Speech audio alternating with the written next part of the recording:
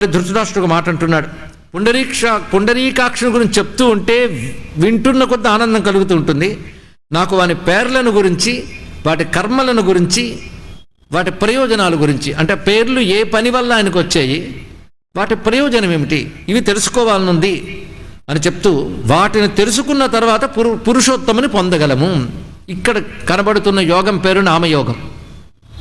భారతం భగవన్నామమునకు చాలా ప్రాధాన్యమిస్తూ ఇక్కడ మాత్రమే కాకుండా ఉద్యోగ పర్వంలో కనబడుతున్నటువంటి భగవన్నామ నిర్వచనము లేదా భగవన్నామ నిరుక్తము అనేటువంటి ఈ అధ్యాయం, అదేవిధంగా మళ్ళీ శాంతి పర్వంలో కూడా కనబడితే వివిధ పర్వాల్లో భగవన్నామములు నిర్వచనాలు కనబడుతుంటాయి.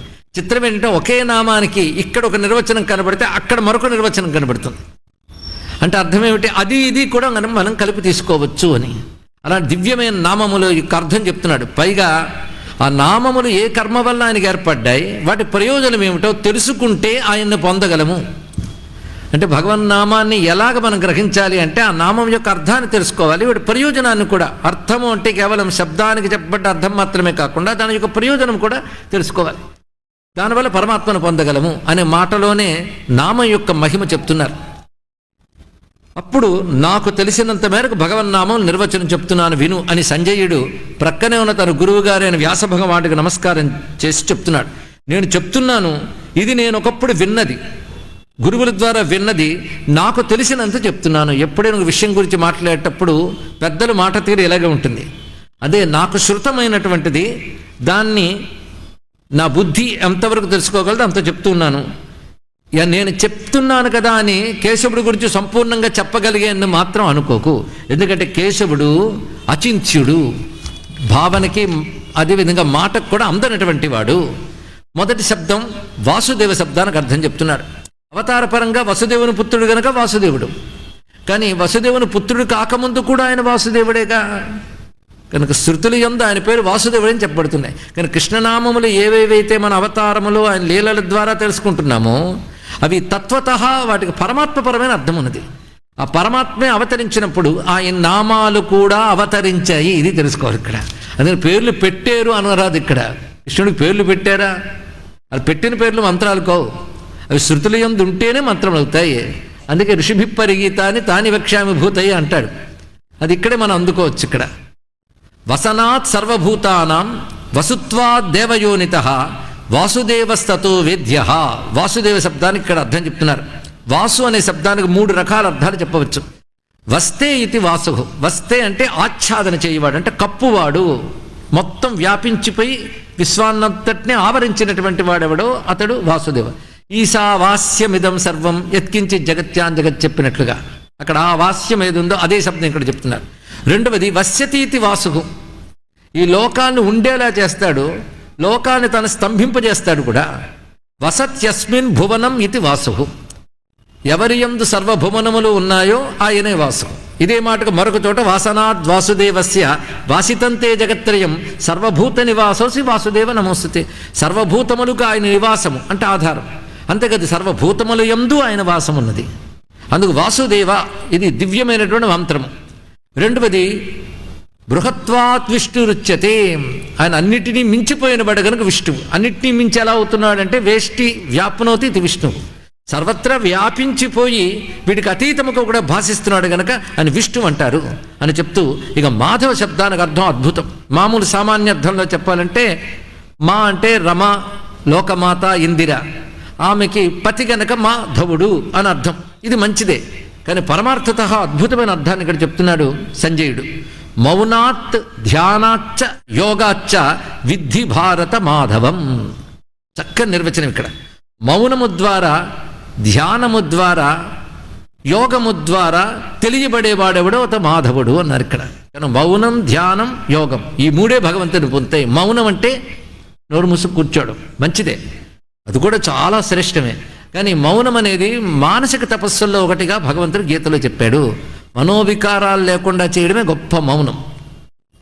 అలాగే ధ్యానము, బుద్ధిని పరమాత్మ యందు నిలుపుటయే ధ్యానము.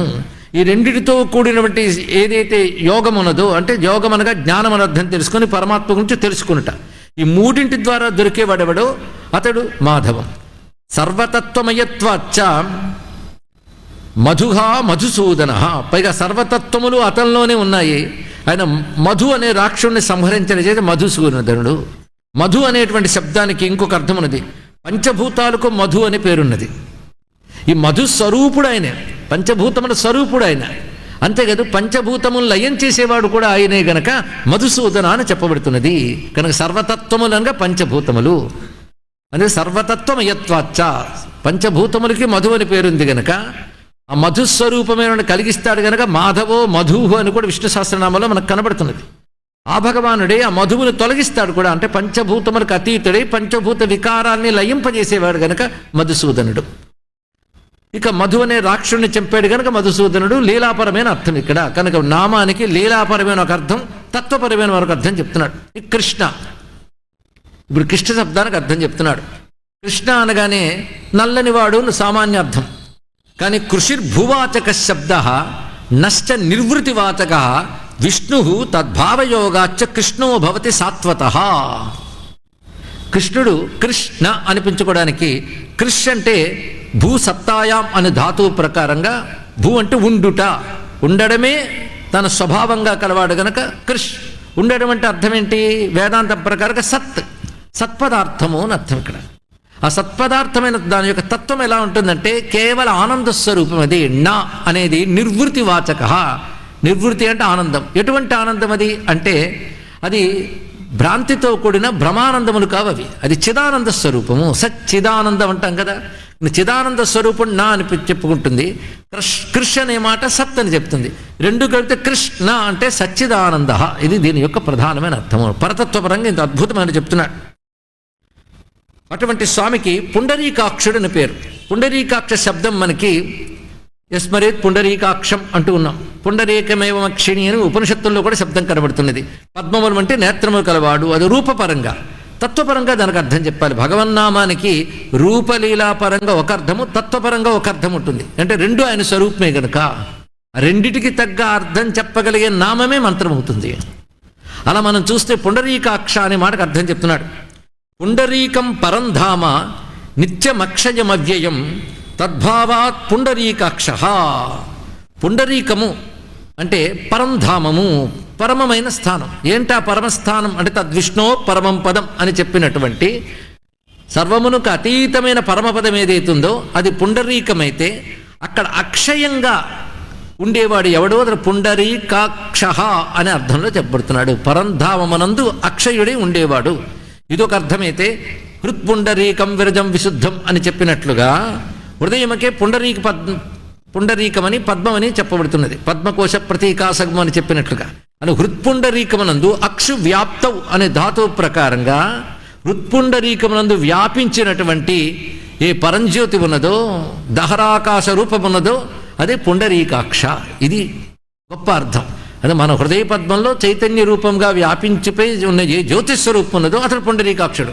అలాంటి పుండరీకాక్షుడిని స్మరిస్తే మనకు బాహ్య అభ్యంతరములు కూడా శుచి అవుతాయి. కానీ హృదయ పద్మంలో పరమాత్మ యొక్క ఉనికిని మనం ఒక్కసారి భావించగలిగితే బాహ్యాభ్యంతర శుద్ధి జరుగుతున్నది. అది పుండరీకాక్ష శబ్దానికి అర్థం ఇక్కడ. పైగా సాత్వతుడు అని పేరుంది. మొత్తం సాత్వత వంశము అని. అలాగే సాత్వతాంపతి అని పేరు కూడా ఉంది. సాత్వతుడిని కూడా పరమాత్మకు పేరుంది. సాత్వతుడిని ఎందుకన్నారంటే యత సత్వాన్న చ్యవతే యచ్చ సత్వాన్నహీయతే సత్వత సాత్వతస్తస్మాత్ ఆషభాత్ వృషభేక్షణ. ఇవన్నీ వైదిక నామములే ఇందులో చెప్పబడుతున్నాయి. ఆయన ఎప్పుడు శుద్ధ సత్వగుణము ద్వారా తనని తాను వ్యక్తపరుచుకుంటున్నాడు. గుణాతీతుడు అయినప్పటికీ కూడా శుద్ధ సత్వగుణం ద్వారా రజోగుణ తమోగుణ వికారములు లేని శుద్ధ సత్వగుణమే తన స్వరూపంగా కలిగి ఉంటాడు. ఆ సత్వగుణం నుంచి ఎప్పుడు జారిపోడైనా. అంతేకాదు సత్వము నుంచి జారడు, సత్వము నుండి తొలగడు. అందుకని సత్వతుడు సాత్వతుడు అని పేర్లున్నాయి. అదేవిధంగా ఆర్షభాత్ వృషభేక్షణ. ఆర్షభాత్ అని ఆర్షభుడు గనక వృషభేక్షణుడు అన్నారు. ఏమిటి అర్థం? ఆశ్చర్యకరం. ఇది వైదికమైన విషయం. అందుకే ఇక్కడ ఆర్షభాత్ అనే మాటకి ఏమిటి అర్థం ఏంటంటే ఆర్ష అంటే వేదము ఉపనిషత్తు ఆర్షము. దాని ద్వారా ప్రకాశించేవాడెవడు అంటే వేదము ద్వారా ఉపనిషత్తుల ద్వారా ప్రకాశింపబడే పరతత్వం ఎవడో అంటే వాటిలో ప్రతిపాదింపబడేటువంటి పరమ పురుషుడు ఎవడో అతడు ఆర్షభ అయ్యాడు. అందుకే ఆయనకు వృషభేక్షుడు అన్నారు కదా అన్నాడు. అందుకే ఆయన వృషభేక్షుడు అన్నట్ట. ఎలా అన్నారయ్యా అంటే ఇక్కడ వృషం అంటే ధర్మము, ఆ ధర్మాన్ని భాషింపజేసేదేదో అది వృషభం. కనుక వృషభం అంటే వేదము అని అర్థము, శబ్దం అని అర్థం అన్నాడు. ధర్మమును భాషింపజేసేటటువంటి ఏ వేద రూపమైన శబ్దం ఉన్నదో అది వృషభం. అదే తన నేత్రముగా ఎవడ కలిగి ఉన్నవాడు అతడు వృషభేక్షణుడు. నేత్రము అంటే వేదధర్మం ద్వారానే ప్రపంచాన్ని గమనిస్తాడు, ప్రపంచాన్ని కరుణిస్తాడు. అది తెలుసుకోవాల్సినది. అలాగే చూడగలిగే నేత్రం ఏమిటంటే వేదమే, జ్ఞానమే కదా అసలు నేత్రం, అది భగవంతుడి నేత్రం. కనుక వృషభమే తన అక్షిగా కలిగిన వాడు గనక వృషభేక్షణుడు అని చెప్పబడుతున్నాడు. ఆర్షభాత్ వృషభేక్షణ. ఇక్కడ వాడి వ్యుత్పత్తులు ఇస్తూ భాష్యం రచించినటువంటి వారు భారతానికి అద్భుతమైన భాష్యం రచించిన నీలకంఠుల వారు చెప్పిన భాష్యం ఆధారంగా మనం చెప్పుకుంటున్నాం. పైగా అజుడు అనే పేరు కూడా ఉన్నది. నజాయతే జనిత్రాయం అజస్తస్మాదనీక జిత్ అని పుట్టనివాడు గనక అజుడు అని, పుట్టుకనేది లేదు. అదేవిధంగా అనీక జిత్ అని మరొక పేరు ఉన్నది. అనీకము అంటే సేన, సేనల్ని జయించినవాడు అని అర్థం. సేనలంటే ఆయనకి సేనలు ఎవరు? ఆయన శక్తితో పనిచేసే వారందరూ అని సేనలే. సేన అనే శబ్దాన్ని మనం ఇదివరకు అర్థం చెప్పుకున్నాం. ఇన కలిగినది సేన, సా ఇన అంటే ప్రభువు. ఎవరికి ప్రభువు ఉన్నాడో వాడు సేనలు. కనుక సేనలు వచ్చాయంటే ఎవరి సేనలను ముందు అడుగుతాం, ఏ రాజు యొక్క సేనలని అంటే సేనలు రాజుకు అధీనమై పనిచేస్తుంటారు. అటువంటిప్పుడు దేవతలందరూ కూడా అనేకమే అవుతారు ఆయనకి. వాళ్ళందరిలోనూ తానే ప్రవేశించి చేయిస్తుంటాడు. అందుకే దేవతల్లో ప్రవేశించినటువంటి చైతన్యం ఎవరు? దేవదేవుడే నారాయణుడే. వారిని జయించిన వాడంటే వారిని మించిపోయి ప్రకాశిస్తాడు, వారిని ప్రేరేపిస్తాడు. గనక ఆయనకి అనేక జిత్ అని మరొక పేరు. దేవానాం సప్రకాశత్వాత్ అనేక జిత్. ఆ శ్లోకంలోనే అర్థం చెప్పేశారు. ఇక్కడ ఆ దేవతలను కూడా ప్రకాశింపజేస్తూ తనకే ప్రకాశం అవసరం లేని స్వయం ప్రకాశ స్వరూపుడు అనేక జిత్. ఇక దామోదర శబ్దానికి చాలా అర్థములు చెప్తుంటారు. దామము చేత ఉదరం బంధింపబడ్డవాడు ఒకటి, దామములు తనలో కలిగిన వాడు ఒకటి, భువనములన్నీ తనలో కలిగిన వాడు. మొదటి చెప్పింది లీలాపరమైన అర్థమైతే రెండవది తత్వపరమైన అర్థం. ఆ తత్వానికి మరొక అర్థం చెప్తున్నాడు. దమాత్ దామోదరో విభు. దమాత్ దామోదర. దమము అనగానే ఇంద్రియ నిగ్రహము మొదలైనవి. అవి తనలో కలిగినవాడు, దమము తనలో కలిగినవాడు. అదేవిధంగా దమము ద్వారా రుచ్చతి, దమాత్ రుచ్చతి అంటే దమము చేత అనగా ఇంద్రియ నిగ్రహము చేత అధికంగా ప్రకాశించేవాడెవడో అతడు దామోదరుడు. ఆయన అలాగూ నిగ్రహ సంపన్నుడే.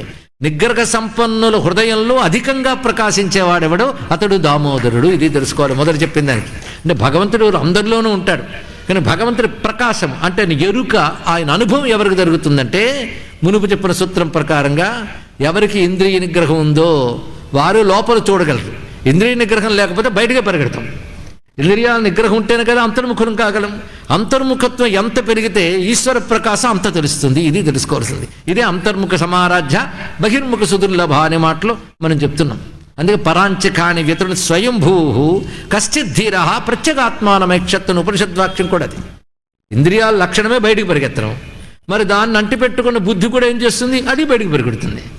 కనుక ఇంద్రియాల నుంచి బుద్ధిని మరల్చితే అది బుద్ధిగా లోపలికి వస్తుంది, వచ్చి పరమాత్మకు అభిముఖం అవుతుంది. అదే దమం అంటే. అలాంటి దమము ద్వారా ఉత్కృష్టముగా ప్రకాశించేవాడెవడు అతడు దామోదరుడు. హర్షాత్ సుఖాత్ సుఖైశ్వర్యాత్ హృషీకేశత్వం అశ్నుతే. హర్షము అంటే ఆనందము, సుఖము. ఆ హర్షము అదేవిధంగా ఈశత్వము, ఈ రెండు ఎవడి దగ్గర ఉన్నాయో అతడు హృషీకేశుడు. ఆనందము ఈశత్వం అంటే సర్వశాసకత్వము కలిగిన వాడు కనుక హృషీకేశుడు. దీనికే మళ్ళీ భారతంలో కొంత దూరం వెళ్ళాక విష్ణు పురాణంలో కూడా కలిపి చెప్తే శంకర భగవత్పాదుల వారు హృషీకేశ శబ్దానికి మరొక అందమైన అర్థం చెప్పారు. హృష్టములైన కేశములు. కేశములు అంటే కేశాహ రశ్మయ అని వైదిక అర్థం. కేశములైన శబ్దము రశ్ములు అనగా కిరణములు. ఈ జగత్తుని ఆనందింపజేసే కిరణములు కలిగిన వాట. ఏ రూపమైన కిరణములు అంటే సూర్య చంద్ర అగ్ని రూపమైనటువంటి కిరణములతో. సూర్యకిరణములు, చంద్రకిరణములు, అగ్నికిరణములు ఇవి మనకు ఆనందింపజేస్తున్నాయట. ఎలాగో సూర్యకిరణాల వల్ల ప్రాణశక్తిని, ఆహారాన్ని పొందగలుగుతున్నాం. చంద్రకిరణాల వల్ల కూడా అటువంటి అమృతత్వాన్ని మనం పొందగలుగుతున్నాం. ఇంకా సూర్యుడిలో అగ్ని లక్షణములు కూడా ఉన్నాయి కనుక అగ్నిని వేరేగా చెప్పనక్కర్లేదు. కానీ సూర్యచంద్రాది రూపమైనటువంటి కిరణములతో జగత్తుగా ఆనందం కలిగించేవాడెవడో అతడు హృషీకేశ. ఇప్పుడు రెండు అర్థములు కూడా పరతత్వపరంగా చెప్పబడుతున్నాయి. సాధారణంగా మరొక అర్థం ఉంది. హృషీకములనగా ఇంద్రియములు, ఇంద్రియములకు నియామకుడు గనక హృషీకేశుడు. ఇప్పుడు ఎలా చూసినా పరమాత్మపరంగా అర్థం అద్భుతం ఉంది. ఆయనకి మరొక పేరు బాహుభ్యాం రోదసీ బిభ్రన్ మహాబాహురితి స్మృత. ఆయన మహాబాహు అని పేరు. పెద్ద చేతులు ఉన్నట్ట. పెద్ద చేతులు అంటే ఎంతండి? ఎంత చాచినా కొంతేగా.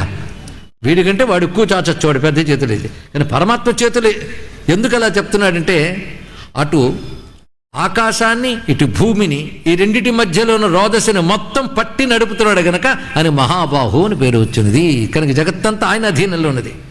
పైగా అధో నక్షీయతే జాతు యస్మాత్ తస్మాత్ అధోక్షజ నరాణామయనాచ్చాపి తతో నారాయణ స్మృత. అధో నక్షీయతే అంటే ఎప్పుడూ కిందకి జారడు.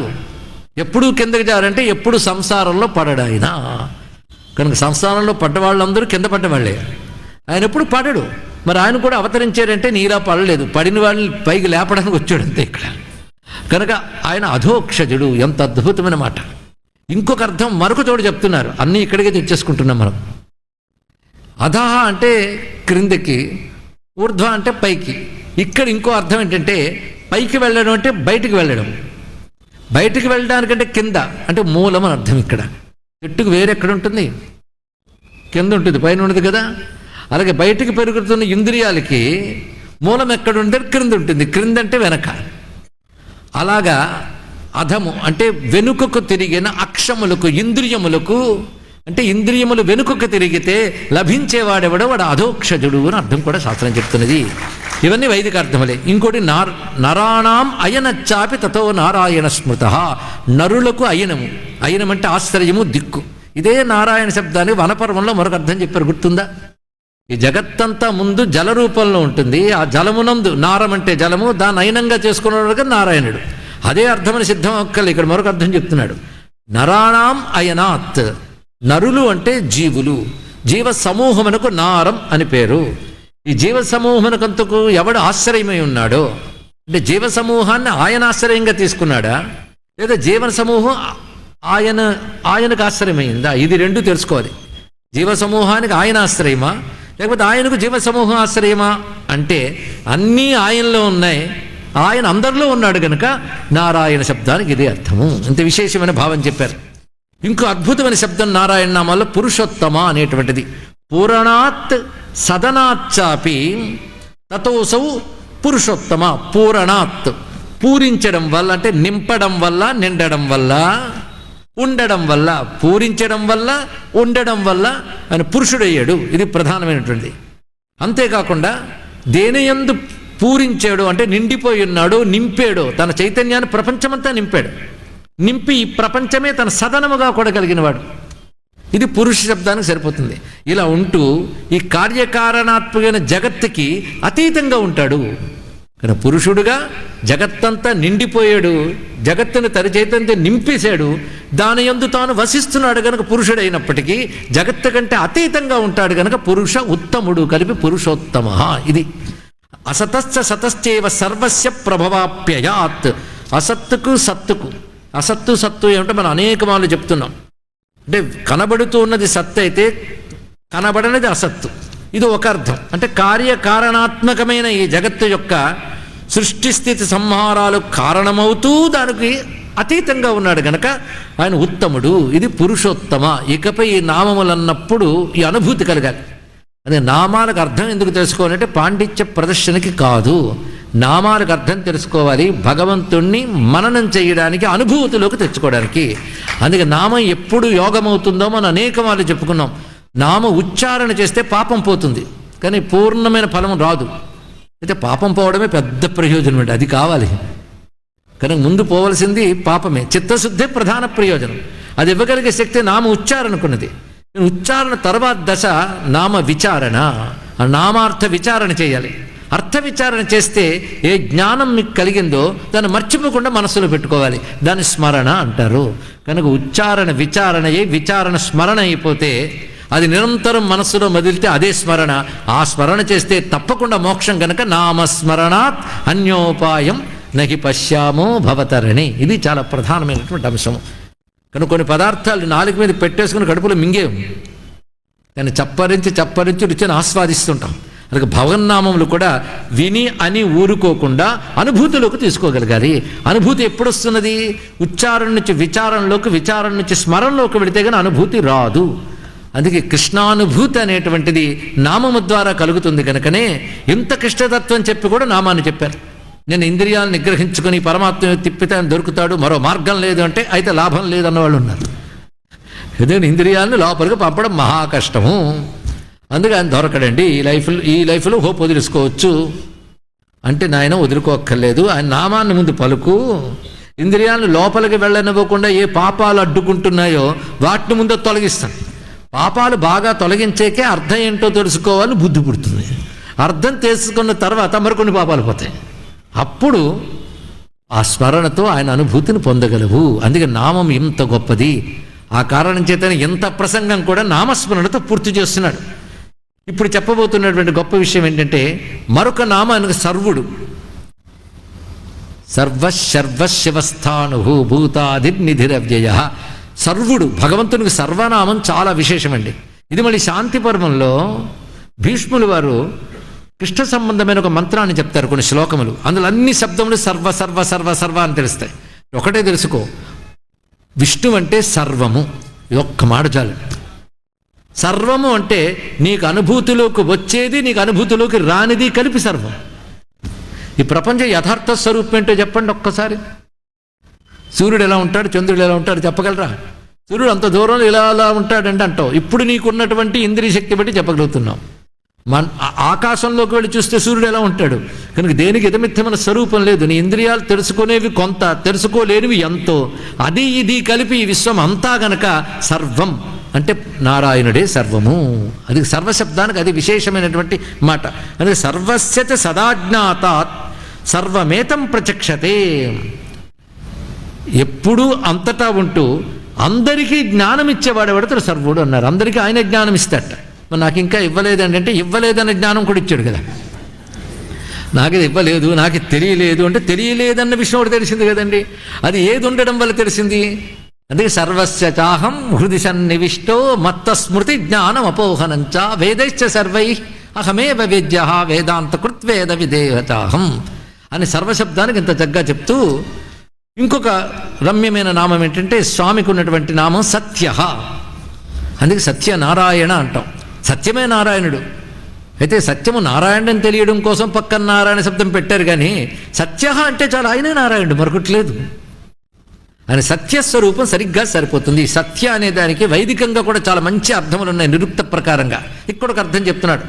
సత్యే ప్రతిష్ఠిత కృష్ణ సత్యమత్ర ప్రతిష్ఠితం. సర్వం కృష్ణే ప్రతిష్ఠితం. గుర్తుంది కదా మాట, ఎన్ని మార్లో మనం చెప్పుకున్నాం ఇక్కడ. అదేవిధంగా సత్యమునందు కృష్ణుడు ఉంటాడు, కృష్ణుని యందు సత్యం ఉంటుంది. అందుకే స్వామి ఎవరు అంటే సత్యము కంటే గొప్పవాడు అన్నారు. ఏమిటి ఇన్ని మాటలు చెప్తున్నాడు? సత్యమునందు ఆయన ఉంటాడు. సత్యము అంటే ప్రపంచ రూపంలో ప్రవర్తించినటువంటి ఋతమే సత్యము ఉన్నాయి. ఋతము అంటే ప్రపంచానికి కారణమైనటువంటి తత్వము. అది ప్రపంచంలో ప్రవర్తించినప్పుడు సత్యం. అంటే ఈ పంచభూతాలు ఎప్పుడూ ఒకేలా ఉంటాయి, మారవు. చూడండి, అన్ని యుగాల్లోనూ నేను మండడం ఏంటి, చల్లగా ఉంటాను అగ్ని అనకూడదు. అలాగే అన్ని యుగాల్లోనూ తూర్పునే ఉదయించాలేంటి అని సూర్యుడు అనుకోడు. అందుకే సూర్య చంద్రమసోధాత యథాపూర్వం అకల్పయత్ ఉంది కదా. బ్రహ్మదేవుడు యథాతథంగా చేశాడంటే అప్పుడు ధర్మములు ఇప్పుడు ధర్మములు ఒకటే. ఇక్కడ సృష్టిలో ప్రవర్తించిన వాటికి సత్యములని పేర్లు.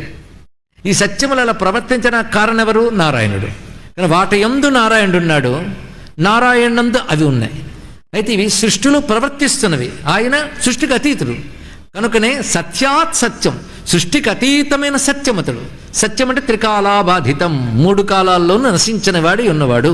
కనుక బ్రహ్మపరంగా ఒక అర్థము, సృష్టిలో ప్రవర్తించే ధర్మముల పరంగా మరొక అర్థము. ఇన్ని సత్యములు అన్ని ఆయన స్వరూపములే. కనుక సత్యమునికే సత్యమైనవాడు. సత్యం 3 శబ్దములకు కూడా ప్రాణము, ఆదిత్యుడు, అన్నమను 3 అర్థములు ఉన్నాయి. ఆ 3 స్వరూపమేవాడు ఆయన సత్యము. ఇప్పుడు ఎవరికక్కర్లేదు చెప్పండి, ప్రాణము, అన్నము, ఆదిత్యుడు. అంటే ప్రాణము, అన్నములు ఆదిత్యుడిని ఆధారం చేసుకున్నాయి. ఈ మూడు పరమాత్మ యందు ఆధారం చేసుకున్నాయి, పరమాత్మ వల్ల ప్రవర్తిస్తున్నాయి. ఇక్కడ సత్యం అనే శబ్దానికి ఇంత అర్థం ఉన్నది. మరొకటి సత్యం అంటే అమోఘం, అంటే వ్యర్థము కానిది అని అర్థం. పరమాత్మ ఎప్పుడూ వ్యర్థము కాడు. సత్యకామ సత్య సంకల్ప అనుపనిషద్వచనం చెప్తోంది. ఆయన సంకల్పం కానీ ఆయన ఇచ్ఛ కానీ వ్యర్థము కానివి. అందుకే ఆయన వ్యర్థం కానివాడు గనక ఆయన ఆశ్రయించిన వారు కూడా, ఆయనకు మొక్కిన మొక్కు కూడా వ్యర్థము కాదు. అందుకే సత్యస్వరూపం. అందుకే సత్యే ప్రతిష్ఠిత కృష్ణ సత్యమత్ర ప్రతిష్ఠితం సత్యాత్ సత్యంతు గోవింద తస్మా సత్యోపి నామత. అది నామం. ఇక విష్ణు అంటే బృహద్వాద్ విష్ణు చేత నువ్వు చెప్పారు, కానీ ఇక్కడ వేష్టి వ్యాప్నోతి విష్ణు అని మనకు అర్థం అక్కడ తెచ్చుకున్నాం. ఆ తెచ్చిన దాన్ని ఇక్కడ చూపిస్తున్నాడు. విష్ణుర్ విక్రమణాత్. విక్రమణం క్రము పద విక్షేపే అని అర్థం ఆ ధాతువుకి. అంటే అడుగు ఉంచుట అని అర్థం క్రమశబ్దానికి. ఆయన అడుగుంచడం ఎలా ఉంటుంది? విశేషంగా అన్నిట్లో క్రమం అడుగు పెడతాడు, అన్నిట్లో అడుగు పెడతాడు. ఆయన అడుగు పెట్టని చోటే లేదు అంటే ఆయన వ్యాపించని చోటు లేదు. అడుగుంచుట అంటే వ్యాపించుట. అది ఎక్కడ అడుగు పెట్టాడయ్యా? ఇదం విష్ణుర్ విచక్రమే త్రేధ నిధదే పదం. ఇది త్రేధ మూడు విధాలుగా పెట్టాడు. ముల్లోకాల్లో పెట్టాడు. జగత్తంతా అన్ని రకాలుగా చూసిన మూడేగా. ఆ మూడిటి యందు ఎవడు వ్యాపించున్నాడో అతను. అందుకే ఆయనకు విష్ణువు అని పేరు. అన్నిటిని మించి ఉంటాడు కనుక, మించి ఉండడమే జయం అంటే అర్థం. జయం అంటే మించి ఉండుట. అన్నిటినీ మించి ఉంటాడు కనుక జిష్ణుడు అని పేరు. శాశ్వతంగా ఉంటాడు గనక, ఆయనకు పరిమితం కూడా లేదు గనక అనంతుడు అని అర్థము. గోవులను పొందినవాడు, గోవుల్ని ప్రకాశింపజేసేవాడు కనుక గోవిందుడు అని పేరు. గోవుల్ని పొందినవాడు లేదా గోవుల ద్వారా పొందబడేవాడు, గోవులను ప్రకాశింపజేసేవాడు. ఇక్కడ గోభిహి అంటే వేదవాక్యై అని అర్థం చెప్పారు. ఇక్కడ వేదవాక్యముల ద్వారా తెలియబడేవాడు, వేదవాక్యములు ప్రకాశింపజేసేవాడు. ఆయనే వేదవాక్యముల రూపంలో ప్రకాశమవుతాడు. ఆ వేదముల ద్వారా ఆయన తెలియబడతాడు. శాస్త్రయోనిత్వాత్ అని చెప్పినట్లుగా వేదాది శాస్త్రములకు కారణమైన వాడు, వేదాది శాస్త్రముల ద్వారా పొందబడువాడు గనుకనే అని గోవింద. గోవింది శబ్దానికి ఇంత అద్భుతమైన అర్థం చెప్పారు ఇక్కడ. విష్ణుర్ విక్రమణాత్ దేవ జయనాత్ జిష్ణురుచ్యతే శాశ్వతత్వాత్ అనంతశ్చ గోవిందో వేదనాత్ గవాం అని చెప్తూ, అతత్వం కురుతే తత్వం తేన మోహయతే ప్రజా. మంచి మాట చెప్పాడు ఇక్కడ. అతత్వాన్ని తత్వముగా చేసి లోకాన్ని మోహింపజేస్తాడు. చూసారా? దీనికంటే నారాయణ నామం భజన చేసుకోవడం బెటర్. ఈ అర్థాలు అందుతూ ఉంటాయి, క్రమంగా నిద్రాధిక స్థితుల్లోకి తీసుకెళ్తూ ఉంటాయి. అంటే జ్ఞానంలోకి వెళ్ళగానే మనస్సు పొందే అవస్థ చూడండి ఇక్కడ. కానీ మాకు జ్ఞానమే కావాలండి, ఎందుకంటే అది గొప్ప మార్గం ఎవడం అన్నాడు కనుక మనం అది కాదంటే తక్కువ వాళ్ళు అమ్ముతాం కనుక దానికి తగ్గ సంసిద్ధత ఉండద్దు అంతఃకరణానికి. అదే భగవన్నామం అనుకున్నటువంటి అర్థ వివేచన చాలా విశేషమైనది. ఇది గుర్తుపెట్టుకున్న అర్థాన్ని అన్నప్పుడు ఉండే అనుభూతి వేరండి. లేకపోతే ఇది వ్యక్తికి పెట్టుకున్న వ్యవహార నామమా? అది కాదు కదా. ప్రతి నామం ఆయన యొక్క యథార్థ స్వరూపాన్ని చెప్తుంది. ఇప్పుడు ఆఖరి మాట అద్భుతంగా చెప్తున్నాడు. అతత్వం కురుతే తత్వం తేన మోహయతే ప్రజా. తత్వం కాని దాన్ని కూడా తత్వంలా చేసి లోకాన్ని మోహింపజేస్తాడు. ఏమిటి దీని అర్థం? తత్వం అంటే యథార్థము అని అర్థం. యథార్థము కాని దాన్ని యథార్థములా అనిపింపజేస్తూ లోకాన్ని మోహింపజేస్తాడు. ఇది దీని అర్థం. యథార్థం ఏమిటి? బ్రహ్మసత్యం యథార్థం. యథార్థము కానిదేమిటి? జగన్మిథ్య. స్పష్టంగా ఉంది. జగత్తు మిథ్యే, కానీ చెప్తే ఒడుపుకుంటాడండి. జగత్ ఎలా మిథ్య అవుతుందండి? మీరు చెప్తున్నారు, మేము వింటున్నాం, ఇది మిథ్య. ఒక ఆవిడ అడిగింది, మిథ్య మిథ్య మిథ్య అంటారు. ఆయన ఏం చెప్తున్నంటే, అమ్మ అన్నిటికీ ఏడవకమ్మా, ఏడవలసిన అవసరం లేదు. ఎందుకంటే నువ్వు దానిలో ఒక కారణం చూసి ఏడుస్తున్నావు, కానీ నిన్ను ఏడిపించడం దాంట్లో లేదు. నువ్వు అలా తెచ్చుకుని ఏడుస్తున్నావు. ఎందుకంటే జగత్తు తనకంటూ యథార్థ స్వరూపం లేదు. నువ్వు ఎలా గ్రహిస్తే అలా గ్రహింపబడుతుంది అని చెప్తే చెప్పొచ్చేదండి వేదాంతం. ఏది యథార్థం కాదు, మీకు ఇంత కారం పెడితే తెలుస్తుంది జగత్ మిథ్యవునో కాదో. కారం మిథ్య ఇదా అంటే ఇలాంటి వాళ్ళకి ఏం చెప్తాం అన్నాడు కపిలుడు భాగవతంలో. చాలా గొప్ప విషయం. కానీ జగత్తు యథార్థము కాని జగత్తు యథార్థములా కనబడుతుంది. ఎందువల్ల అంటే జగన్నాథుడై ఆయన వ్యాపించడం చేత యథార్థము కాని జగత్తు కూడా ఉన్నట్టు కనబడుతుంది. కానీ ఉండడం అనేది పరమాత్మ యొక్క లక్షణం, జగత్తు యొక్క లక్షణం కాదు. ఉన్నట్టు అది కనిపిస్తుందంటే అసలు ఉన్నవాడు దానిలో అంతర్యామిగా ఉండడం వల్ల అది కనిపిస్తుంది. కనుక సత్యం అది, యథార్థం అది. యథార్థము కాని జగత్తు యథార్థములా కనిపించడానికి కారణం మాయా. ఆ మాయ ఎవరిది? ఆయన అధీనంలో ఉంది. మమ మాయ. కనుకనే అతత్వాన్ని తత్వముగా చేసి లోకాన్ని మోహింపజేసేవాడని మాట వేశారు. మోహింపజేశారంటే మాయ. మాయాంత ప్రకృతిం విద్య మాయనంత మహేశ్వరం. అది దీని యొక్క వ్యాఖ్య. అందుకే తత్వము కానిది జగత్తు, తత్వము బ్రహ్మం. ఇదొక్కటి తెలుసుకుంటే యథార్థం అన్నాం. యథార్థం కాదు దాన్ని యథార్థంలో చూపించే మాయ ఒకటి ఉంది. ఆ మాయ ఆయన చేతిలో ఉంది గనక ఆయన దీనితో నడుపుతాడు. ఇది చివరికి ఎందుకు ఈ మాట చెప్పి వదిలేశాడు? ఇది నిరుక్తము కాదు, నిర్వచనం కాదు, ఇది జ్ఞానం. ఇదొక్కటి తెలుసుకో. జగత్తు సత్యమా, జగన్నాథుడు సత్యమా అంటే జగన్నాథుడే సత్యం. జగత్తు సత్యంలా కనిపించడానికి ఆయన మాయయే కారణము. నాకు అంతుపట్టట్లేదండి, అది ఆయన ఉపసంహరిస్తేనే నీకు అంతుపడుతుంది. కనుక నన్ను ఎవడు అనుగ్రహిస్తున్నాడో, ఎవడు ప్రపన్నుడవుతున్నాడో వాడికి మాయ తొలగిస్తానని చెప్పాడు కదా. మమ మాయా దురత్యయా చెప్పిన తర్వాత ఏమన్నాడు? మామేవ ఏ ప్రపంచంతే మాయామేతాన్ ధరంతితే. కనుక మాయ నుంచి దాటాలంటే ఏం చేయాలి? మాయ ఎవడి చేతులు ఉందో వాడిని పట్టుకోవాలి. మాయను పట్టుకుని బతికిలాడిని అదేమీ చేయదు. మాయ ఎవడి చేతులు ఉందో వాడిని పట్టుకోవాలి.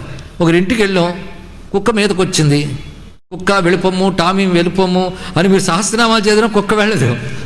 కుక్క ఎవడధీనంది? ఇంటి యజమాని ఏమండి చూడండి అంటే ఆయన వచ్చాడంటే ఇలా రా లోపలికంటే వెళ్ళిపోతుంది ఇక్కడ. కనుక యజమాన్ని పిలిస్తే కానీ సునకం లోపలికి వెళ్ళదు, పరమాత్మని పట్టుకుంటే కానీ మాయ బయటకు పోతాయి అని చెప్పడిది. కనుక ఆయన పట్టుకోవాలి నువ్వు. ఇక్కడ ఆయన శరణ వేరు. మామే వయే ప్రపంచంతే. కనుక మాయని నీ నిర్వాకాలతో దాటలేవు. పట్టుకో ఆయన్ని. పట్టుకో అంటే అర్థం ఏంటి? మాయారూపమైన జగత్తుకి అధిష్టానముగా ఏ బ్రహ్మము ఉన్నదో దాన్ని మాత్రమే పట్టుకో. మామేవ ఏ ప్రపంచంతే. అది పట్టుకుంటానండి, ఇది పట్టుకుంటానండి. ఇదేమిటయ్యా? ఎంతవరకు పామును భయపడిపోయో ఇప్పుడు తెలిసిపోయింది తాడని. అవునండి, తాడని తెలిసిపోయింది కానీ అబ్బో ఆ పాము ఎంత భయంకరమండి అంటున్నట్ట. తాడని తెలిసి ఇంకేం భయంకరమయ్యా అంటే నీకు ఇంకా రూఢి కలగలేదు, అది కదా. కనుక దీన్ని కూడా అజ్ఞానమే అంటారు. ఇది తెలుసుకున్నాడు ఇక్కడ. అందుకే మంచి మాట చెప్పాడు. అతత్వాన్ని తత్వముగా అనిపించేటట్టు చేసి మోహం ఆయన కలిగిస్తాడు. ఇది ఆయన చేసే పని. కనుక దీంతో మన ఉపాయం అంతా ఇందులోనే చెప్పాడు. ఏవం విధో ధర్మనిత్యః. కనుక భగవంతుడు ఎప్పుడూ ధర్మాన్ని ఆశ్రయించుకుని ఉంటాడు. తెలుసుకో.